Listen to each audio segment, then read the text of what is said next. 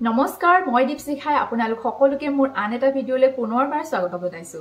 বন্ধু বান্ধৱীসকল চুলি খৰা চুলি দীঘল নোহোৱা বা চুলি নগজা বা বৃদ্ধি নোহোৱা এই তিনিটাই কিন্তু বেলেগ বেলেগ সমস্যা হয়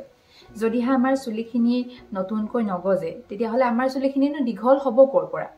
নাইবা আমাৰ চুলিখিনি যদি বৃদ্ধি নহয় তেতিয়াওতো আমাৰ চুলিখিনি দীঘলেই নহয় বা আমাৰ চুলিখিনি ডাঠ হৈ নাথাকে আৰু যদি আমি চুলিৰ গুৰিত সাৰ পানী নিদো অৰ্থাৎ আমি যদি তেল নহহো চুলিত মাসাজ নকৰো বা আমি ভাল ভাল খাদ্য নেখাও তেতিয়া হলে আমাৰ চুলিখিনিটো নগজিবই নহয় জানো যদিও বা চুলি নগজা বা চুলি খৰা সমস্যা এইবিলাক বেলেগ বেলেগ সমস্যা হয় কিন্তু আমি চুলিৰ গুৰিত যিকোনো এটা বস্তু ব্যৱহাৰ কৰি কিন্তু এই তিনিওটা সমস্যা দূৰ কৰিব পাৰো আজি মই আপোনালোকৰ ওচৰত ঘৰতে খুব সহজতে বনাব পৰা এটা তেলৰ ৰেচিপি লৈ আহিছো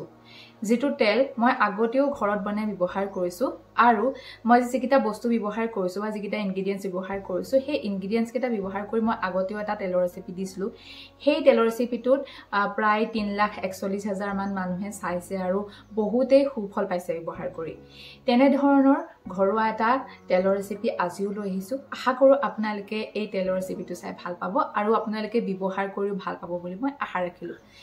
আসলতে এই তেলটো কেনেদৰে বনাইছো হেতু কথা ইম্পৰ্টেন্ট নহয় কিয়নো আমি 2 মিনিটতে তেল বনোৱাটো শিকি যাম কিন্তু তেলটো ব্যৱহাৰ কৰিলে আমি কি উপকাৰিতা পাব পাৰিম সেই কথাটো জনাটো কিন্তু বহুত বেছি গুৰুত্বপূৰ্ণ হয় সো এতিয়া ইয়াৰ উপকাৰিতাখিনি জানি লোৱা হকচোন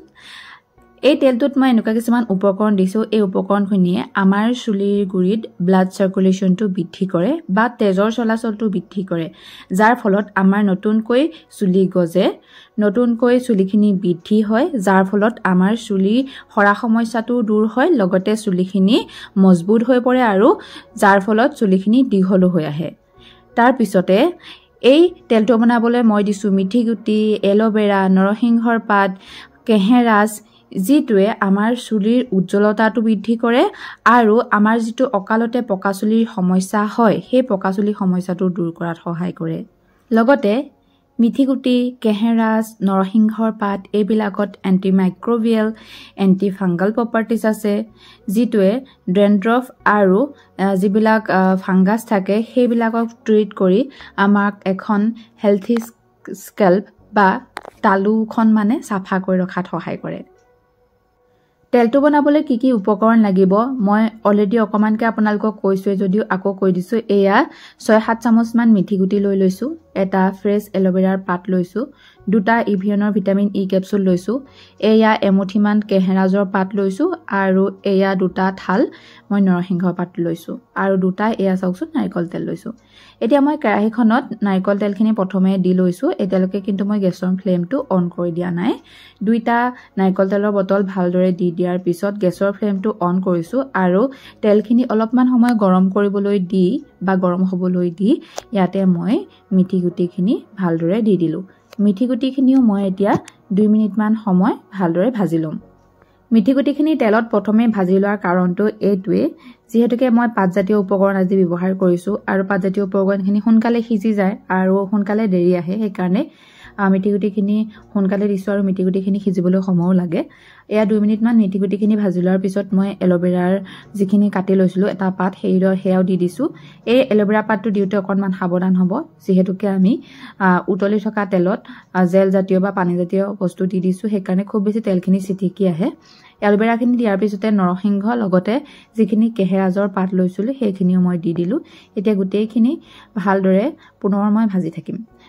উতলি থকা তেলত গুটেখিনি মই দি দিছো আপোনালোকে দেখা পাইছে এতিয়া পুনৰ 10 মিনিট মান সময় ভাজি লম এই তেলটো বনাবলৈ খুব বেছি 15 মিনিট নাইবা 20 মিনিট সময়ৰ প্ৰয়োজন হয় তাতকৈ বেছি ৰাখিলে তেলটো অকনমান ডেৰা গোন্ধায় অৱশ্যে তেলটো এনেও ডেৰা অকনমান গোন্ধায়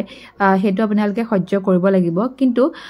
তেলৰ উপকাৰিতাখিনি যে বহুত বেছি হেতু আপোনালোকে মন কৰিব লাগিব আৰু মোৰ মানে প্ৰমাণ আছে এনে ধৰণৰ যিবিলাক ঘৰুৱা তেল মই আপোনালোকৰ লগত ৰেচিপি শেয়াৰ কৰিছো এই তেলবিলাক ব্যৱহাৰ কৰি মোৰ ঘৰৰ লগতে ওচৰৰ বহুতৰে চুলি খৰা সমস্যা দূৰ হৈ নতুনকৈ চুলি গজিছে সেই কাৰণে মই এনে ধৰণৰ ঘৰুৱা তেলৰ যিবিলাক ৰেচিপি আপোনালোকৰ লগত শেয়াৰ কৰি থাকো এইখিনিতে এটা সৰুকৈ ডিসক্লেমাৰ দি দিবলৈ বিচাৰিছো বহুতে এতিয়া ক'ব প্ৰথমে তই নিজৰ চুলিখিনি ডাঠ কৰি ল নিজৰ চুলিখিনি দীঘল কৰি ল তাৰ পিছত লোকক উপদেশ দিবি আসলে এইটো কথা নহয় মোৰ চুলিখিনি আগতে দীঘলে আছিল বিয়াৰ আগতে মই চুলিখিনি কাটিছো বিয়াৰ পিছত আহিও মই চুলিখিনি ষ্টেপ কাট দি কাটিছো আৰু আপোনালোকে চাব পাৰে মোৰ চুলিখিনি যথেষ্ট ডাঠ হয় এয়া সব যথেষ্ট চুলিখিনি ডাঠ আৰু প্ৰথমে কিন্তু মানে বিয়া হৈ অহাৰ পিছত চুলিখিনি মোৰ বহুত বেছি সৰিছিলে সেই কাৰণে মই চুলিখিনি কাটি দিলো আৰু স্কুললৈ যাবলৈ সময়ৰ অভাৱত মই চুলিখিনি আপডাল কৰিবলৈ সময় নাপাওঁ কাৰণে চুলিখিনি মই নিজ ইচ্ছাৰে কাটিছো আৰু চুলিখিনি নতুনকৈ দীঘল কৰিবৰ কাৰণে এনে ধৰণৰ তেল বা যিকোনো ধৰণৰ ৰেচিপি লগাই থাকো মই চুলিত সকলোৰে কিন্তু চুলি দীঘল নহয় বহুতে চেষ্টা কৰি চুলিখিনি দীঘল কৰিব পাৰে বা বহুত